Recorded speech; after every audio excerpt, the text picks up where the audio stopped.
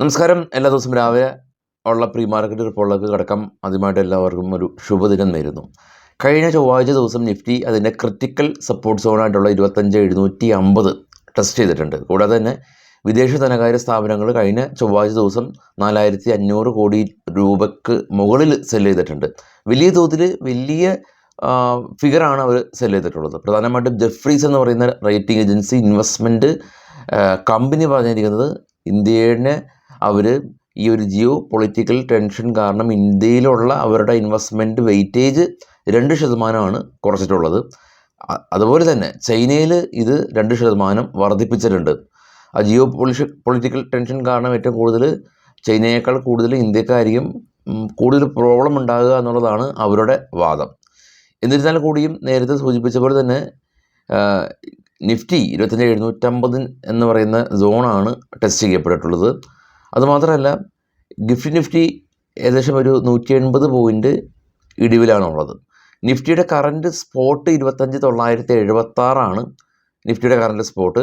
ഏകദേശം അത് തന്നെയാണ് നിഫ്റ്റി ഇൻഡിക്കേറ്റ് ചെയ്യുന്നത്. എങ്കിലും നമ്മളെ നിഫ്റ്റി എത്രമാത്രം ഇടിഞ്ഞു എന്ന് അറിയാനായിട്ട് കറൻറ്റ് മന്തിലെ ഫ്യൂച്ചർ കോൺട്രാക്റ്റിൻ്റെ വാല്യൂവും നിഫ്റ്റിയുടെ വാല്യൂവും തമ്മിൽ കമ്പയർ ചെയ്യുമ്പോഴാണ് നിഫ്റ്റിയിൽ എത്രമാത്രം ഇമ്പാക്റ്റ് ഉണ്ടായെന്ന് അറിയാനായിട്ട് സാധിക്കുന്നത്. കാരണം കറൻറ്റ് മന്തിലെ നിഫ്റ്റിയുടെ സ്പോട്ടിൽ നിന്ന് വളരെ ഉയരത്തിലാണ് ഇപ്പോൾ നിഫ്റ്റിയുടെ കറൻറ്റ് മന്തിലെ ഫ്യൂച്ചർ കോൺട്രാക്റ്റ് ട്രേഡ് ചെയ്യുന്നത്. അപ്പോൾ ഫ്യൂച്ചർ കോൺട്രാക്റ്റും നിഫ്റ്റിയുടെ ഇപ്പോഴുള്ള വാല്യൂ തമ്മിലുള്ള വ്യത്യാസമാണ് നിഫ്റ്റി ഇടിഞ്ഞിട്ടുണ്ടോ അല്ലെങ്കിൽ അപ്പാണോ എന്ന് നമുക്ക് അറിയാനായിട്ട് സാധിക്കുന്നത്.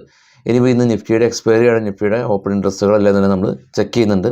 ആദ്യമായിട്ട് ഗ്ലോബൽ മാർക്കറ്റ് നോക്കാം. ഏറ്റവും താഴെ കാണാം US മാർക്കറ്റ് ഇന്നലെ ഫ്ലാറ്റായ രീതിയിൽ ക്ലോസിങ് ചെയ്തു. എന്നാൽ അതിന് മുമ്പത്തെ ദിവസം വലിയ തോതിൽ ഇടിഞ്ഞിരുന്നു. FTSE ജർമ്മൻ UK ഫ്രാൻസ് മാർക്കറ്റുകൾ ഇന്നലെ പൊതുവെ മിക്സഡ് ആയിരുന്നു. ജർമ്മൻ മാർക്കറ്റ് ഇടിഞ്ഞു, എന്നാൽ ഫ്രാൻസും UKയും പോസിറ്റീവിൽ ക്ലോസ് ചെയ്തു. എന്നാൽ അതിന് മുന്നത്തെ ദിവസം ശക്തമായിട്ട് ഇടിഞ്ഞിരുന്നു. ഡോ ഫ്യൂച്ചർ ഇപ്പോൾ നെഗറ്റീവിലാണ് ട്രേഡ് ചെയ്യുന്നത്.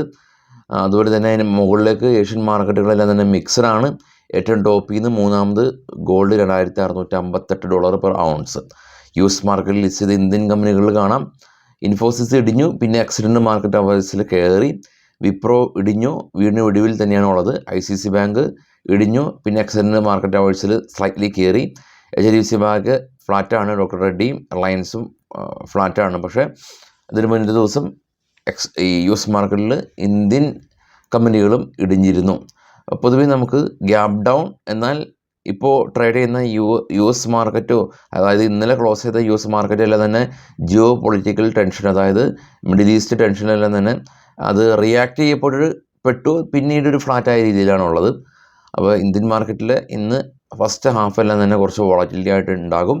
കൂടാതെ തന്നെ FNO ബന്ധപ്പെട്ട് ഇന്ത്യൻ മാർക്കറ്റിൽ കഴിഞ്ഞ ദിവസം ഉണ്ടായ ഇടിവ് ഈ ജിയോ പൊളിറ്റിക്കൽ ടെൻഷൻ മാത്രമല്ല, FNO ആയിട്ട് ബന്ധപ്പെട്ടുള്ള കുറച്ച് റെസ്ട്രിക്ഷൻസ് എല്ലാം തന്നെ കൊണ്ടുവന്നിട്ടുള്ളതും റിയാക്ട് ചെയ്യപ്പെടും.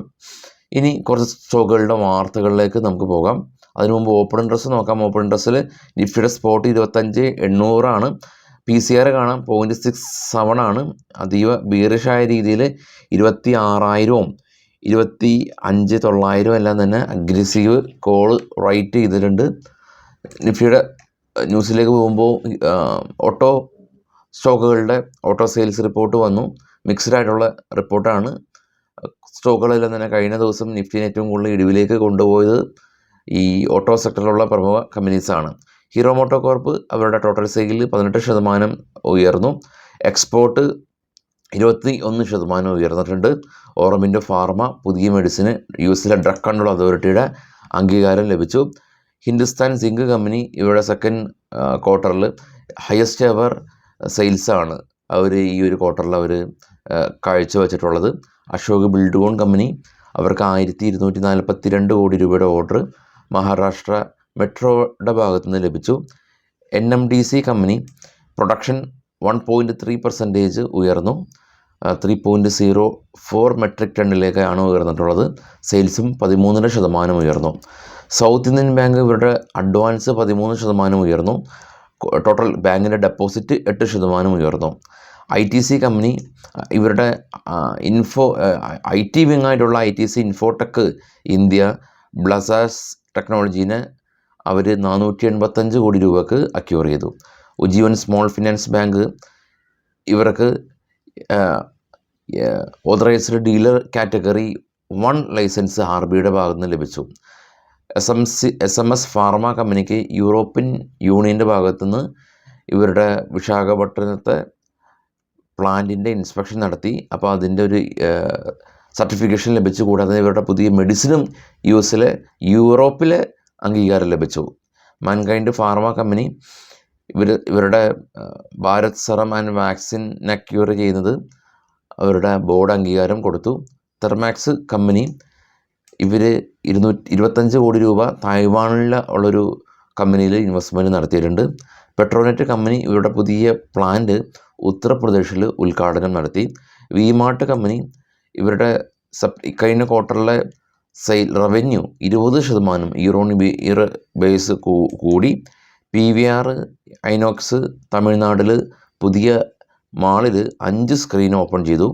ടോറൻറ്റ് ഫാർമ കമ്പനി ഇവരുടെ റിന്യൂവബിൾ പോർട്ട്ഫോളിയോ ബിസിനസ് എക്സ്പാൻഡ് ചെയ്യുകയാണ്. മഹാരാഷ്ട്രയിൽ ഇവരുടെ പുതിയ പ്രൊജക്റ്റ്, UP യിലും പുതിയ പ്രൊജക്റ്റ് അവർ ഇനാഗ്രേറ്റ് ചെയ്യാനായിട്ട് പോവുകയാണ്. റിലയൻസ് പവർ അവർ ഭൂട്ടാനിൽ പുതിയ കൺസ്ട്രക്ഷൻ വർക്കുകളിൽ അതിന് കിട്ടിയതായിട്ട് കമ്പനി അറിയിച്ചു. അപ്പോൾ നമുക്കിവിടെ ഒരു ട്രേഡബിൾ ടാബ് ഉണ്ട്. അതിൽ റിസൾട്ട് കലണ്ടറിൽ ഒന്നും തന്നെ അപ്ഡേറ്റ് ആയിട്ടില്ല. അത് അപ്ഡേറ്റ് ആക്കും. അതിൻ്റെ ലിങ്ക് ഡിസ്ക്രിപ്ഷനിലുണ്ട്. IPO ഡീറ്റെയിൽസ് എല്ലാം തന്നെ ഉണ്ട്. ഡിവിഡൻഡ് ഡീറ്റെയിൽസും അതിൽ നമ്മൾ അപ്ഡേറ്റ് ആക്കി കൊടുക്കും. അതെല്ലാം തന്നെ ചെക്ക് ചെയ്യുക. ഇനിയിപ്പോൾ റിസൾട്ടിൻ്റെ കാലഘട്ടമാണല്ലോ, അപ്പോൾ അതെല്ലാം കൃത്യമായിട്ട് അപ്ഡേറ്റ് ചെയ്ത് പോകും. ടെലഗ്രാം ചാനൽ ലിങ്ക് ഫസ്റ്റ് ഈ ഡിസ്ക്രിപ്ഷനിലുണ്ട്. അപ്പോൾ എല്ലാവർക്കും ശുഭദിനം നേരുന്നു. Thank you all.